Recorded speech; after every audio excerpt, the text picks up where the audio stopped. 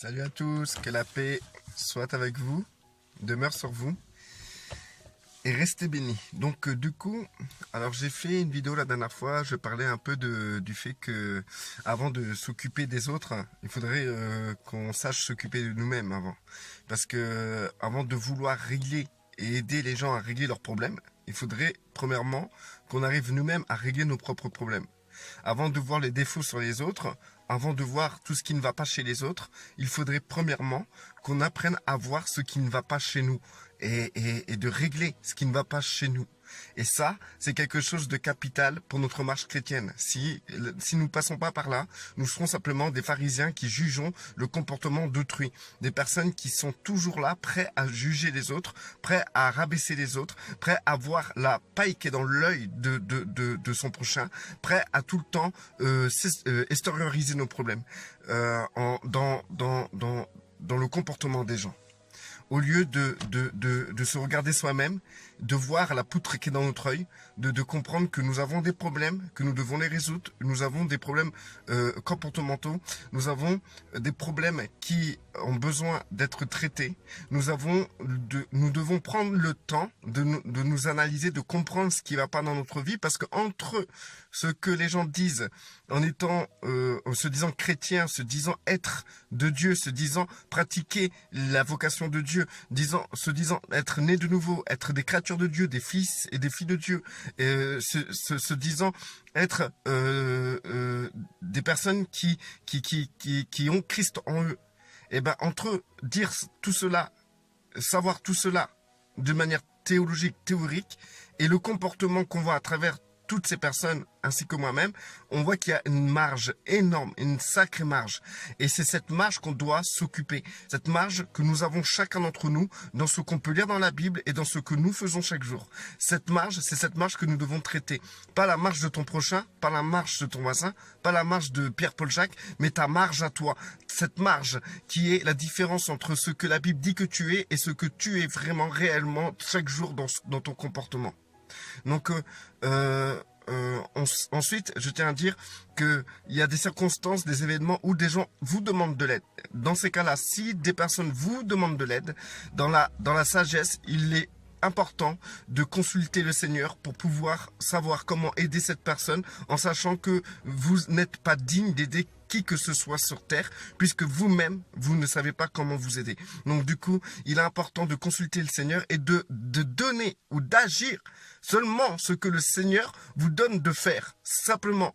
Donc ça demande beaucoup de sagesse d'aider les gens, c'est pas quelque chose qui se fait en claquant des doigts, c'est pas n'importe qui a la capacité d'aider réellement les autres personnes, d'une manière spirituelle et non d'une manière charnelle. Donc du coup, il faut apprendre à être sage et à se retourner vers le Christ, vers le Seigneur, pour savoir comment être propre envers l'autre dans notre manière de l'aider, en sachant que nous-mêmes, nous avons des problèmes. Donc, je vais lire un passage de la Bible. C'est dans Jean. Donc, attendez, il faut que j'arrive à m'en sortir avec la petite Bible que j'ai dans ma main.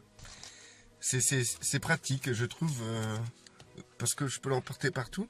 Donc, dans Jean 21, à partir du verset 18. Voilà, à partir du verset 18. Jean 21, à partir du verset 18. Donc, en vérité, je te le dis. Donc, c'est Jésus qui parle là. C'est Christ qui parle à Pierre. Ouais, à Pierre, c'est ça. En vérité, je te le dis, quand tu étais plus jeune, tu mettais toi-même ta ceinture et tu allais où tu voulais. Mais quand tu seras vieux, tu tendras les mains et c'est un autre qui attachera ta ceinture. Et c'est un autre qui attachera ta ceinture. Alors j'en étais où? Excusez-moi, c'est parce que j'étais perturbé, je voyais qu'il y avait quelqu'un derrière. Donc, je recommence. En vérité, je te le dis, quand tu étais plus jeune, tu mettais toi-même ta ceinture et tu allais où tu voulais. Mais quand tu seras vieux, tu tendras les mains et c'est un autre qui attachera ta ceinture et te conduira où tu ne voudras pas. Il dit cela pour indiquer par quelle mort Pierre révélerait la gloire de Dieu. Puis il lui dit, suis-moi. Pierre, voilà, donc Christ là donne quelque chose qui appartient à Pierre. Christ Jésus-Christ s'adresse à Pierre. Il lui montre quelque chose qui concerne Pierre. Il lui montre ce qui lui sont, que des choses qui sont dans l'intérêt de Pierre. D'accord? Et donc Pierre, qu'est-ce qu'il fait dans le verset 20? Pierre se retourna et vit venir derrière eux le disciple que Jésus aimait, donc Jean. Celui qui, pendant le souper, s'était penché vers Jésus et avait dit, « Seigneur, qui est celui qui va te trahir ?» En le voyant, Pierre dit à Jésus, « Et lui? Et lui ?» Donc Pierre, Jésus lui dit un truc qui le concerne personnellement, et Pierre, au lieu de se retarder sur ce qui le concerne, il voit venir Jean et il dit, « Et lui? Et lui directement? Et lui? Et lui, Seigneur, que lui arrivera-t-il ?» Voilà, ça c'est le fléau qu'on a tous. On se préoccupe de la vie des autres, de ce que les autres vont vivre, de ce que le Seigneur fait chez les autres, de ce que le Seigneur doit faire chez les autres, ce que les autres ont besoin de changer, ce que les autres ont besoin de faire pour qu'ils puissent, pour qu'on puisse mieux les supporter. En fait, on a tendance à voir la paille dans l'œil du frère, du prochain. On a tendance à tout le temps se tourner vers l'autre, et l'autre, et l'autre, et l'autre, et l'autre.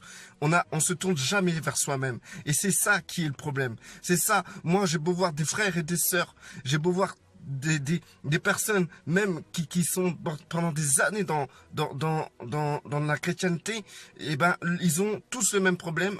On a tous le même problème, excusez-moi, parce que moi j'en fais partie. C'est pour ça que je peux vous parler de ça, parce que j'ai pu mettre ça comment dire, j'ai pu aplatir tout cela, m'asseoir et comprendre cela. Et ben en fait, on a tendance à tout le temps se tourner vers l'autre. Tout le temps, on est intéressé par l'autre. On est intéressé par parce que l'autre va vivre.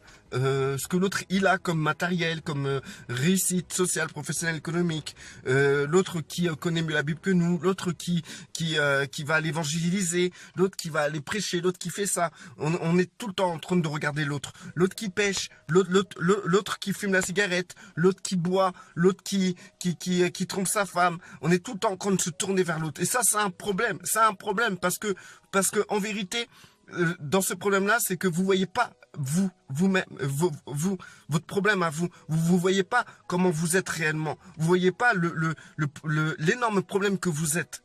Vous voyez pas ce que vous avez à régler dans votre vie. Et chacun d'entre nous, on a tous des choses à régler dans notre vie. Chacun d'entre nous, nous avons des millions de choses à faire, à régler dans notre vie. Et le temps qu'on se tourne vers l'autre, on perd du temps pour nous-mêmes. Et c'est pour ça qu'on n'avance pas dans la foi. On avance dans la foi petit pas par petit pas. Et hop, d'un coup, on détourne notre regard vers Jean en disant, Seigneur, et lui? Seigneur, et lui, qu'est-ce qu'il va faire? Et lui, Seigneur? Et Seigneur, t'as vu, lui, comment il pêche contre toi? Seigneur, t'as vu l'autre, la vidéo qu'il a faite? Il dit n'importe quoi et tout. Hein? Même quand vous regardez mes vidéos, ou certains regardent mes vidéos, c'est pour me juger, c'est pour regarder la paille qui est dans mon œil. C'est honteux, parce que pour l'instant que vous me regardez pour chercher la paille qui est dans mon œil, vous avez une poutre. Et le problème, c'est que vous la voyez pas. Le problème, c'est que vous faites rien pour la voir. Et c'est ça. C'est pour ça qu'on n'avance pas. C'est pour ça qu'on est bloqué. C'est pour ça qu'on est là, qu'on tourne en rond. Donc, ensuite, Jésus lui dit, si je veux qu'il vive jusqu'à ce que je revienne, en quoi cela te concerne-t-il? Toi, suis-moi. Christ a repris Pierre d'une manière sévère, vous vous rendez pas compte, parce que Christ lui a sorti, il lui a dit, si je veux qu'il soit ça, si tu veux, si vous voulez, si Christ veut que ton prochain là, que tu juges, que ton prochain que tu considères comme pécheur, ou moi-même, si Christ veut qu'on réussisse, qu'on soit les premiers, qu'on soit les meilleurs, qu'on soit mieux que toi, eh ben c'est pas ton problème. En quoi cela te concerne? Ça te concerne, ça te concerne pas. Toi, tu te tais, tais-toi, regarde la poutre qui est dans ton œil, occupe-toi de toi-même et suis Christ. Et quand on arrive à ce statut, quand on arrive à comprendre cette importance de pouvoir se regarder d'abord nous-mêmes, voir la poutre qui est dans notre œil, voir notre problème, voir notre écart entre ce qui est écrit dans la Bible et notre comportement quotidien. Si on arrive à voir ça dans chacun de notre vie, individuellement, personnellement, je pense que chacun d'entre nous, on avancerait puissamment dans le Seigneur. On ne serait pas bloqué. On ne serait pas perdu dans je sais pas quelle théorie, quelle théologie. Il n'y a pas grand chose à faire. Tu crois au Seigneur, le Seigneur est le Christ est ton Seigneur et ton Sauveur. Tu as reçu le salut, tu es une nouvelle créature. Maintenant, il faut comprendre pourquoi, c'est quoi cet écart. Cet écart entre ce qui est écrit et ton comportement, c'est ce qu'on appelle la poutre dans ton œil. Et c'est cette poutre que tu dois t'occuper. Et pour en arriver là, il faut réorienter votre manière de vivre et d'être, votre manière de voir les choses. Parce que automatiquement, systématiquement, nous avons tendance à regarder la paille qui est dans l'œil des autres personnes. Des autres personnes. Facebook, YouTube, tous ces trucs-là, tous les réseaux sociaux là qu'on peut voir les gens qui étalent leur vie, qui font montrer qu'ils ont une vie de merveilleux, de bonheur et tout, etc. Et ben tout ça, ça force à regarder l'autre. Tout ça vous force à regarder la paille qui est dans l'autre, dans l'œil de l'autre. Il faut maintenant, s'asseoir, se poser les bonnes questions. Est-ce que vous regardez vraiment dans la bonne direction, frères et sœurs? Est-ce que vous regardez dans la bonne direction? Parce que si vous me dites oui, ça veut dire que vous regardez la poutre qui est dans votre œil. Parce que le temps que vous regardez la poutre qui est dans votre œil, vous n'avez pas le temps de voir la paille qui est dans l'œil de votre frère. Parce qu'il y a tellement de choses qui arrivent dans votre vie. Maintenant, si vous voyez la poutre qui est dans votre œil, elle est tellement grosse que vous voyez rien d'autre que ça. Maintenant, c'est là où il faut vous asseoir et vous poser. Si vos prochains, n'importe qui, même si c'est pas vos frères et sœurs, même si c'est les gens du monde, en quoi cela vous concerne-t-il? Leurs problèmes, ça vous concerne? Leur vie, ça vous concerne? En quoi ce qui leur arrive vous concerne-t-il? Les choses qui vous concernent, c'est votre poutre, c'est votre problème. C'est vous. Combien de fois on entend, et combien de fois on est dans cette situation-là, où on parle d'un tel, on parle d'une autre personne, et on dit, ah, cette personne et tout, c'est dommage et tout, elle a vraiment un problème, nanana, bla, que du blablabla. Que du blablabla sur les gens qui ont... Quand on parle d'une personne comme ça en groupe. Et en vérité, que tous les gens qui sont dans ce groupe, ils ont des plus gros problèmes. Quelle perte de temps de regarder l'autre. Et quelle perte de temps de se mêler de ceux qui ne nous regardent pas. Ça sera sûrement le sujet de la prochaine vidéo. Se mêler de ceux qui ne nous regardent pas. Donc sur ce, frères et sœurs, je vais vous relire juste ce passage-là. En le voyant, Pierre dit à Jésus, « Et lui, Seigneur, que lui arrivera-t-il » Jésus lui dit, « Si je veux qu'il vive jusqu'à ce que je revienne, en quoi cela te concerne-t-il? Toi, suis-moi. » Rappelez-vous, même quand vous êtes en genoux, quand vous priez pour Père Paul Jacques, là, pour les problèmes de vos frères, de vos sœurs et tout, là, n'oubliez pas Jésus, il peut vous répondre comme il a répondu à Pierre. À quoi cela te concerne-t-il? Et vous faites, ah Seigneur, je veux intercéder pour mon frère, je veux intercéder pour mon frère. Pour l'instant que toi, tu as une sacrée poutre dans ton œil. C'est pas hypocrite ça. Intercède déjà pour toi. Restez bénis, frères et sœurs. Restez forts et que la paix reste sur vous.